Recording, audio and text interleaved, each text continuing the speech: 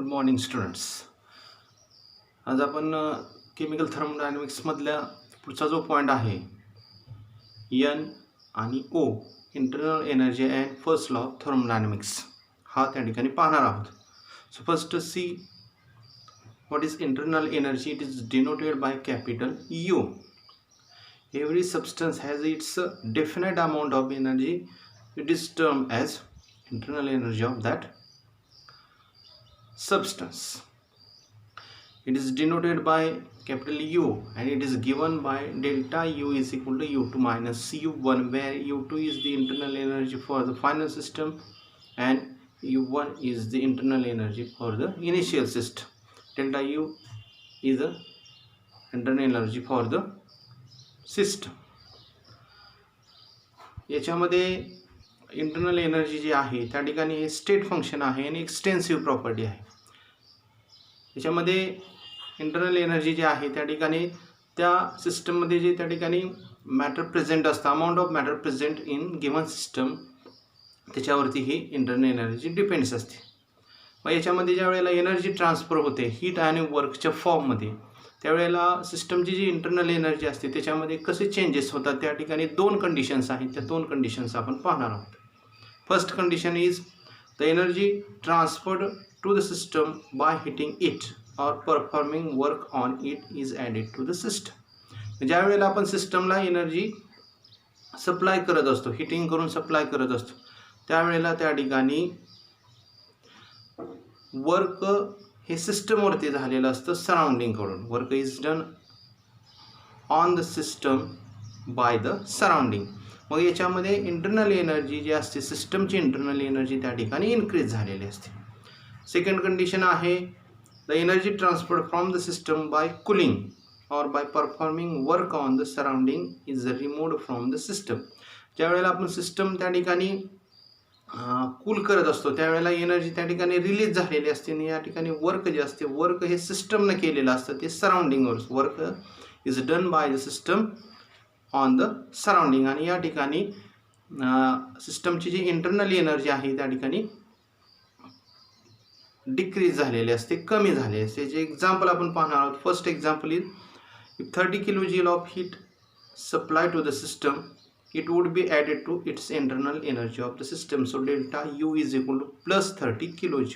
या ठिकाणी आपण फर्स्ट कंडिशन पाहिलेली आहे की त्या ठिकाणी हीट सप्लाय केलेली आहे. हीट सप्लाय केलेले आहे म्हणजे त्या ठिकाणी जे वर्क आहे, वर्क त्या ठिकाणी सिस्टमवरती झालेलं आहे सराउंडिंगकडून आणि त्या ठिकाणी त्याची इंटरनल एनर्जी आहे सिस्टमची त्या ठिकाणी इन्क्रीज झालेली आहे.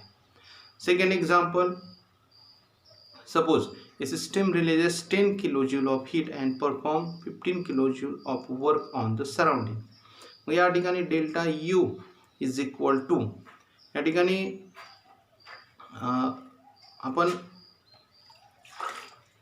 10 kJ हीट त्या ठिकाणी रिलीज झालेले आहे सिस्टममधून, म्हणजे त्या ठिकाणी 10 kJ त्या ठिकाणी त्याचं साईन येणार आहे मायनस आणि त्या ठिकाणी 15 kJ of work on the surrounding bye the system त्याचं सुद्धा साईन येणार आहे त्या ठिकाणी डब्ल्यूचं मायनस असणार आहे. म्हणजे इक्वेशन त्या ठिकाणी येणार आहे delta U is equal to minus 10 kJ minus 15 kJ equal to total minus 25 kJ. हे त्या ठिकाणी इंटरनल एनर्जीचा कन्सेप्ट असणार आहे. यानंतर असेल तो फर्स्ट लॉ ऑफ थर्मोडायनॅमिक्स. आता फर्स्ट लॉ ऑफ थर्मोडायनॅमिक्सची जे स्टेटमेंट जर पाहिली तर particularly it is related to the conservation of energy of the universe. First, energy of the universe remains constant. The total energy of an isolated system is constant. But we see here first law of thermodynamics for chemical changes or during chemical reactions. So what is the statement for first law of thermodynamics according to or related to chemical thermodynamics is the total energy of a system and surrounding remains constant when the system changes from an initial state to final state. ज्या वेळेला system जे आहे initial स्टेटमधून final स्टेटमध्ये जात असते त्यावेळेला जी त्या ठिकाणी एनर्जी चेंजेस होतात in the form of heat and work it remains constant.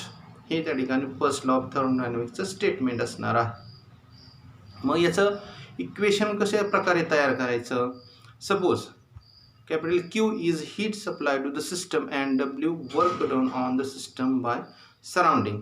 The internal energy of system would increase. आपण ही या ठिकाणी हीट दिलेली आहे सिस्टमला, म्हणजे नक्कीच त्या ठिकाणी सिस्टमची इंटरनल एनर्जी त्या ठिकाणी इन्क्रीज होणार आहे. म्हणजे हे जे इक्वेशन जे असेल त्या ठिकाणी delta U is equal to Q plus W. क्यूचं साईन त्या ठिकाणी पॉझिटिव्ह येणार आहे कारण आपण त्या ठिकाणी हीट सप्लायड केलेली आहे, आणि डब्ल्यूचं साईन त्या ठिकाणी पॉझिटिव्ह येणार आहे कारण त्या ठिकाणी इथं वर्क डन जे आहे ते सिस्टमवरती झालेलं आहे. Work done is done on the system by the surrounding. Therefore delta U is equal to Q plus W.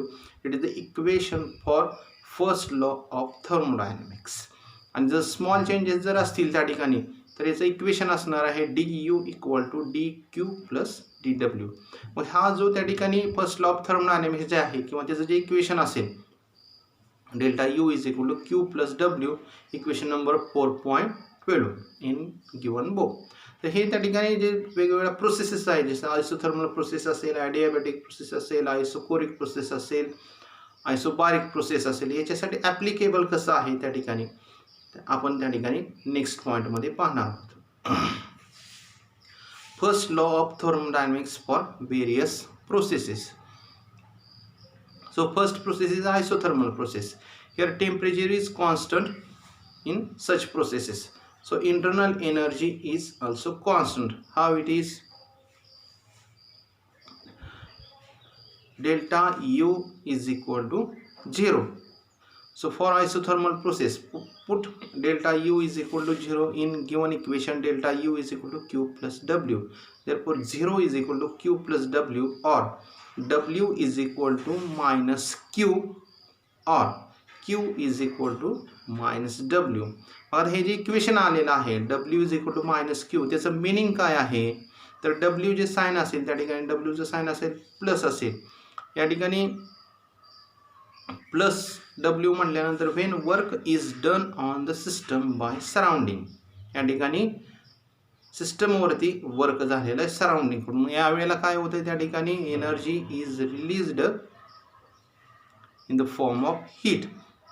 म्हणजे या ठिकाणी क्यूचं जे साइन आलेलं आहे त्या ठिकाणी मायनस क्यू आलेलं आहे. त्याचं मिनिंग लिहित असताना या पद्धतीने लिहायचं आहे. W is equal to minus Q when work is done on the system by surrounding, it results in release of heat. आणि याचं दुसरं इक्वेशन जे तयार होणार आहे त्या ठिकाणी Q is equal to plus Q is equal to minus W. Minus W म्हटल्यानंतर त्या ठिकाणी वर्क जे आहे त्या ठिकाणी when work is done by the system on the surrounding plus Q. आणि या दरम्यान काय होणार आहे प्लस Q म्हटल्यानंतर या ठिकाणी जे हीट असेल ती हीट त्या ठिकाणी ॲब्सॉर्ब होणार आहे. It results in absorb of heat, याचं मिनिंग असेल. त्या ठिकाणी सेकंड प्रोसेस असेल adiabatic process. In adiabatic process there is no exchange of heat between system and surrounding, that is Q is equal to 0. Delta U is equal to Q plus W, या equation Q is equal to 0 put up केल्यानंतर आपल्याला त्या ठिकाणी equation येतं delta U is equal to W or minus delta U is equal to minus W.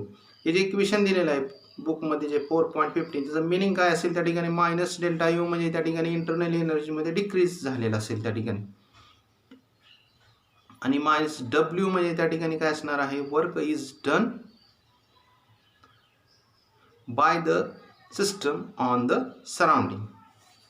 या ठिकाणी दिलेलं आहे if the work is done by the system on the surrounding at the expense of internal energy. त्या ठिकाणी internal energy ज्या वेळेला system surrounding वरती त्या ठिकाणी वर्क करत असते त्यावेळेला त्या ठिकाणी इंटरनल एनर्जी असेल त्या ठिकाणी डिक्रीज झालेली असेल. त्यानंतर असेल isochoric process. Isochoric process is carried out at constant volume. So therefore for equation delta U is equal to Q minus P external into delta V. आपण त्या ठिकाणी वर्क डनचं जे इक्वेशन असेल W is equal to minus P external into delta V, ही डब्ल्यूची value त्या ठिकाणी आपण या थर्मोडायनॅमिक इक्वेशनमध्ये ठेवणार आहोत. Therefore delta U is equal to Q minus P external into delta V. या ठिकाणी रिॲक्शन जे असेल त्या ठिकाणी रिॲक्शन कॉन्स्टंट व्हॉल्यूमला कॅरी आउट केलेले असेल म्हणजेच डेल्टा व्ही 0 असेल. Therefore equation becomes delta U is equal to Q V. या ठिकाणी इक्वेशन जे काय आहे त्या ठिकाणी delta U is equal to Q, it shows a change in internal energy of the system is due to heat transfer at constant volume. मग याच्यामध्ये जे व्ही त्या ठिकाणी सबस्क्रिप्ट दिलेला आहे, त्या ठिकाणी हीट जे ट्रान्सफर झालेलं आहे कॉन्स्टंट व्हॉल्यूमला त्याच्यासाठी इंडिकेशन दिलेलं आहे. म्हणजेच या ठिकाणी यू हे स्टेट फंक्शन आहे, जे फंक्शन फक्त स्टेटवरती डिपेंड असतं, पाथवरती डिपेंड नाही, म्हणून याला स्टेट फंक्शन म्हटलेलं आहे. म्हणून त्या ठिकाणी क्यू व्ही हे सुद्धा त्या ठिकाणी स्टेट फंक्शन असणार आहे. And last process असेल isobaric process. Isobaric process is carried out at constant pressure.